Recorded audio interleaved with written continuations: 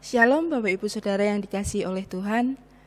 Kembali kita akan bersekutu pada hari ini dalam persekutuan Pentakosta. Mari sebelum kita mulai persekutuan pada hari ini, mari kita pujikan Allah Roh Kudus.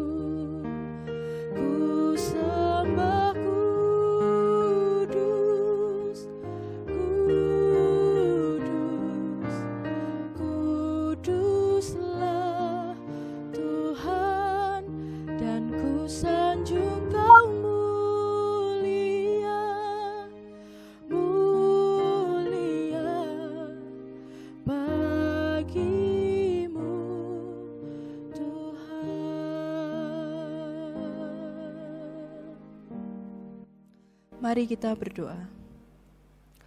Tuhan Allah Bapa kami yang bertata dalam kerajaan-Nya surga mulia, puji syukur Tuhan atas berkat-Mu pada hari ini, sehingga Engkau telah izinkan kami kembali Tuhan untuk bersekutu dalam persekutuan Pentakosta kali ini Tuhan Yesus. Dan Tuhan kiranya firman-Mu dapat kami terapkan ke dalam kehidupan kami sehari-hari. Terima kasih Tuhan. Kami mau serahkan persekutuan kali ini hanya ke dalam tangan kuasa-Mu saja. Tuhan kami Yesus Kristus, hamba-Mu sudah berdoa dan mengucap syukur. Haleluya, amin. Mari sebelum kita mendengarkan firman Tuhan, kembali kita pujikan Indah Bersama-Mu.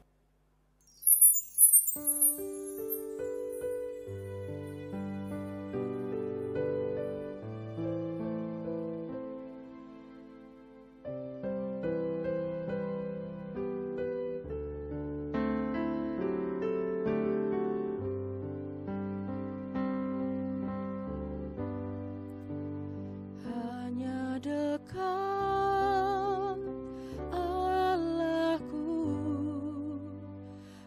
rasa tenang hatiku, Kau sertai jalanku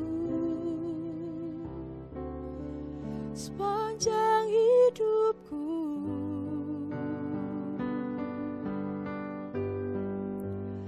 Hanya dekat padamu ada kekuatan baru, Kaulah perlindunganku, keselamatanku.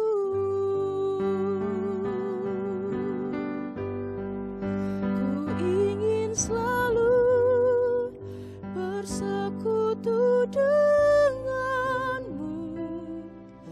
menikmati hadiratmu.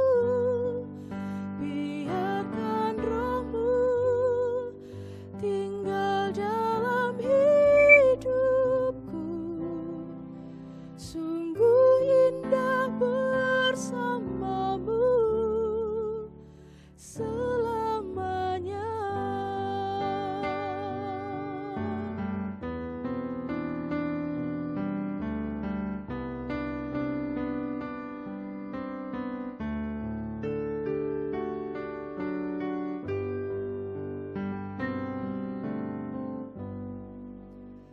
Hanya dekat Allahku, rasa tenang hatiku, Kau sertai jalanku sepanjang hidupku.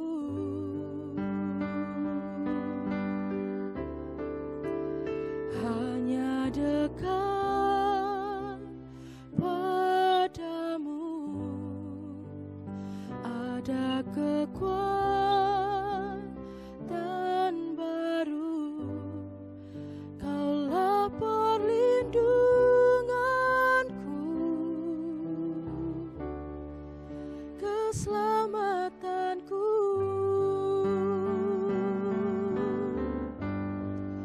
Ku ingin selalu bersekutu denganmu,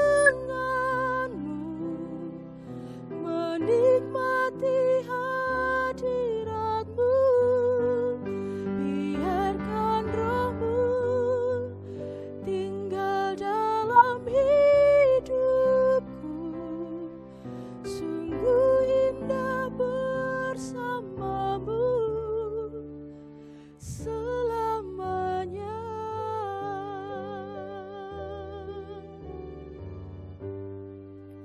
Mari kita persiapkan hati kita untuk mendengarkan firman Tuhan. Selamat sore Bapak Ibu, tidak terasa kita memasuki hari ke-9 di dalam ibadah sepekan Pentakosta. Sebelum merenungkan firman Tuhan, mari kita berdoa. Bapa di dalam surga, kami bersyukur untuk penyertaan Tuhan di dalam perjalanan sepekan Pentakosta sampai dengan hari ke-9 malam ini. Biarlah Tuhan apa yang kami dengar, apa yang kami pelajari dari firman Tuhan selama ini boleh membuat kami semakin mengenal, semakin mencintai Tuhan Yesus, dan semakin boleh merasakan kasih dan damai sejahtera Tuhan Yesus dalam hidup kami. Terima kasih Tuhan. Amin. Bapak Ibu, kalau kita ditanya sampai umur kita ada yang lansia, ada yang pemuda, remaja, ada yang dewasa. Berapa banyak suka duka kehidupan yang sudah kita lalui? Jawabannya tentu berbeda-beda. Saya ingin memberikan gambaran kepada kita semua. Bapak Ibu melihat apa yang saya bawa ini? Iya, ini adalah gambaran hati. Hati yang polos, hati yang putih bersih. Ini adalah gambaran hati manusia, hati kita semua. Pada awalnya hati kita ini polos, putih, bersih.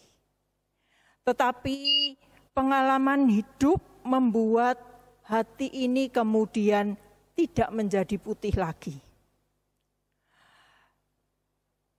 Ketika teman menyakiti hati kita, kita merasa marah, kita merasa kecewa. Pada saat kita merasa tertekan, kita merasa terancam, kita merasa takut, maka yang terjadi adalah kita merasa putus asa. Ketakutan begitu menghantui kita. Ketika kita ada masalah dengan keluarga kita, di tempat kerja kita,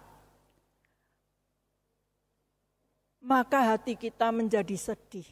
Mungkin perasaan kecewa dan takut kita alami. Apalagi kalau kita merasakan kegagalan, entah di tempat kerja, entah studi kita. Maka perasaan kecewa, marah, begitu ada di dalam hati kita. Lebih-lebih 2 tahun ini, kalau kita mau belajar dari pengalaman, ketika COVID menyerang, bukan hanya di seluruh dunia, bukan hanya di Indonesia, tetapi juga di sekitar kita. Mungkin ada kita yang harus kehilangan orang yang kita kasihi. Maka kita akan menjadi sedih. Kita marah, kenapa harus orang yang saya kasihi, yang meninggalkan saya, yang harus dipanggil Tuhan. Atau mungkin perasaan khawatir, takut. Aduh, di sekitar saya pada terkena COVID. Nah, itu menjadi pengalaman-pengalaman yang seringkali ketika semakin lama, semakin banyak catatan yang ada di dalam hati kita, maka hati kita tidak lagi putih bersih seperti ini, tetapi mulai penuh dengan catatan. Mulai kotor. Hati kita diwarnai hal-hal yang negatif, sehingga kemudian kita kehilangan sukacita, kita kehilangan semangat. Lalu kita ngelokro dan pasrah pada nasib. Itu yang terjadi di dalam hidup hampir setiap manusia. Dan mungkin juga kita semua. Tetapi saat ini kita diajak untuk belajar dari seorang pemazmur. Di dalam kitabnya Mazmur 104. Kita melihat pengalaman hidup dari pemazmur itu juga tidak jauh dengan kita. Dia juga mengalami banyak masalah di dalam hidupnya. Tetapi yang membedakan adalah pengalaman iman dari pemazmur membuat sang pemazmur ini mampu melihat dan merasakan bahwa Allah itu maha besar. Allah itu maha agung. Tuhan itu adalah Tuhan yang maha bijaksana. Dan Tuhan itu Tuhan yang kebaikannya bisa dirasakan oleh umatnya. Sehingga kalau banyak orang mengisi hatinya dengan hal-hal yang negatif, tetapi kita melihat pemazmur, melihat sesuatu yang indah di dalam pengalaman hidupnya. Pemazmur apakah pernah disakiti orang? Pernah. Tetapi ketika disakiti orang, pemazmur merasakan semangat baru dari Tuhan. Ketika dia mengalami kesepian dan kesendirian, pemazmur merasakan bahwa Tuhan menghibur dia. Ketika dia merasa terancam, dikejar-kejar musuh, pemazmur merasakan Tuhan melindungi dia. Itu sebabnya pemazmur mengatakan di dalam mazmurnya, di dalam Mazmur 104, ada 3 hal yang diungkapkan pemazmur yang menjadi sumber kekuatannya. Yaitu yang pertama, di ayat yang pertama, ayat 1 dikatakan, pujilah Tuhan hai jiwaku, Tuhan Allahku, Engkau sangat besar. Yang pertama diajarkan oleh pemazmur adalah fokus kepada Tuhan. Pemazmur bukan melihat ke dalam hatinya. Masalah itu ada. Kesulitan ada, ancaman itu ada. Tetapi pemazmur bukan bersandar pada kekuatannya. Bukan melihat kepada masalah hidupnya. Bukan juga melihat kepada keperkasaannya. Karena itu akan menghasilkan pemikiran-pemikiran yang negatif. Tetapi di ayat 1, pemazmur mengatakan dia fokus kepada Tuhan. Pujilah Tuhan, hai jiwaku. Kenapa? Tuhan maha besar. Tuhan maha bijaksana. Tuhan itu sangat baik. Karena itu pemazmur ingin mengandalkan hidupnya hanya kepada Tuhan, bukan perasaannya. Sehingga yang muncul adalah perasaan dilindungi, perasaan disertai, punya semangat baru, dapat penghiburan, perasaan disertai oleh Tuhan. Itu yang pertama. Lalu yang kedua dikatakan, di ayat ke-34 dikatakan, aku akan merenungkan, memikirkan. Merenungkan artinya memikirkan hal yang manis bagi Tuhan. Pemazmur mengatakan, karena Allahku itu maha kuasa, Allahku itu baik, Allahku itu bijaksana, maka aku akan memikirkan hal-hal yang baik, hal-hal yang manis, kebaikan. Ayat 34 pemazmur mengatakan, biarlah renunganku manis kedengaran kepadanya. Biarlah apa yang aku renungkan, aku pikirkan, itu baik. Kebaikan Tuhan saja. Sesuatu yang menyenangkan bagi Tuhan. Kenapa? Karena pemazmur tahu Tuhan itu maha segalanya. Pengalaman hidup mengajarkan pemazmur untuk tetap memikirkan kebaikan Tuhan. Sehingga Tuhan mendengar hal-hal yang baik dalam hidupnya. Lalu yang ketiga di ayat 33 pemazmur juga mengatakan, aku hendak menyanyi bagi Tuhan.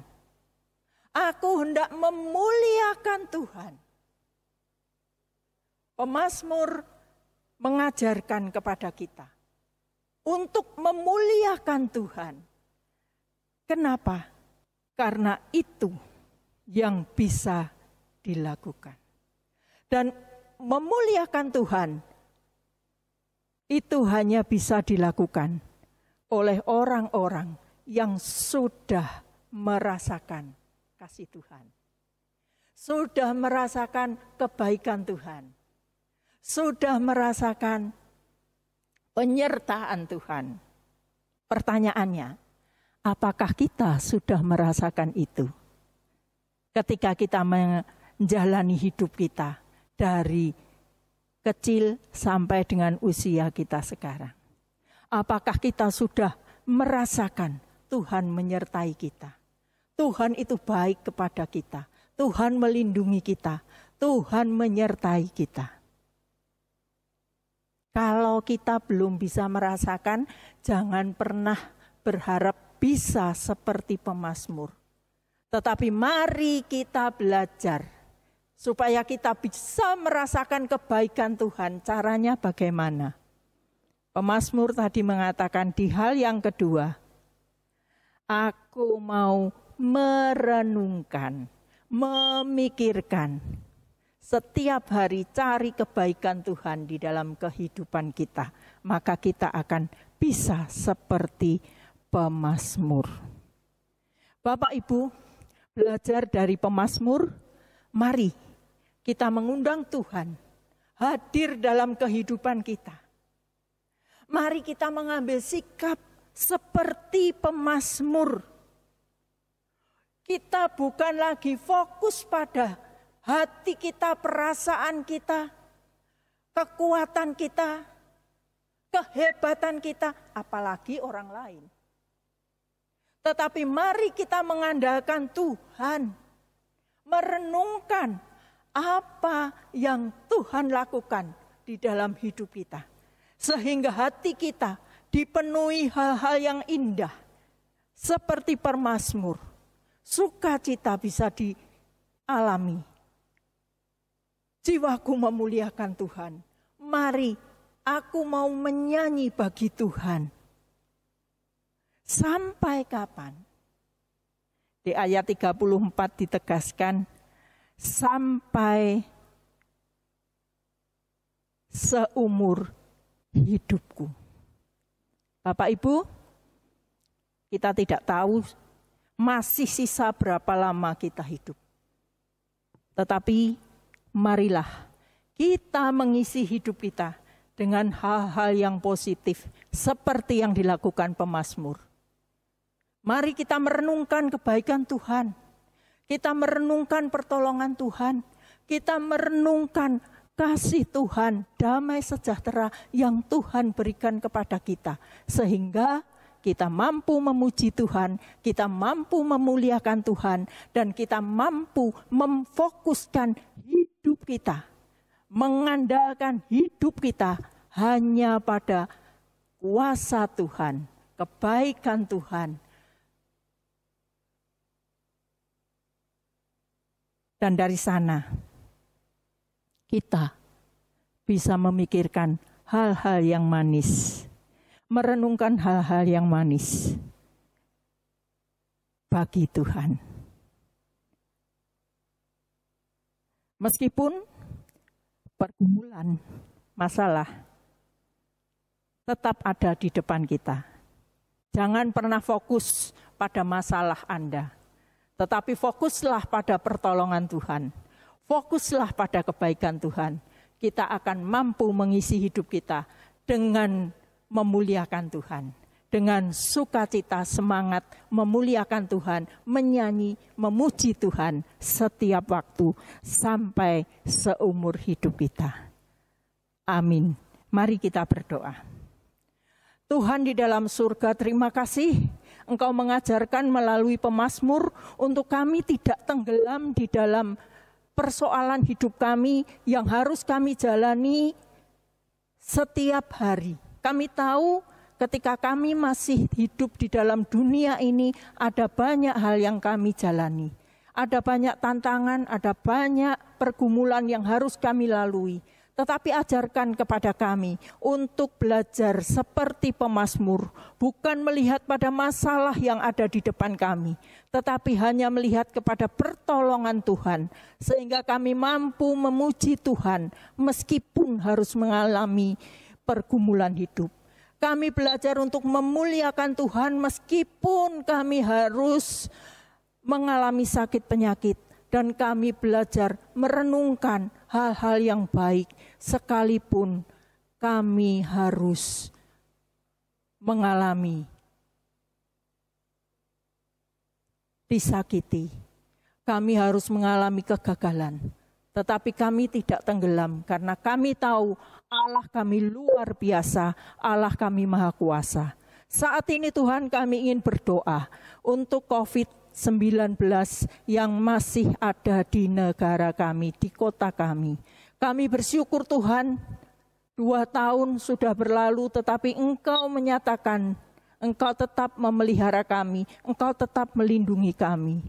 Saat ini Tuhan, kami ingin berdoa, khususnya untuk pemerintah yang pada saat-saat ini harus mengusahakan, mengerahkan segenap tenaga untuk pemulihan ekonomi masyarakat yang ada di Indonesia ini.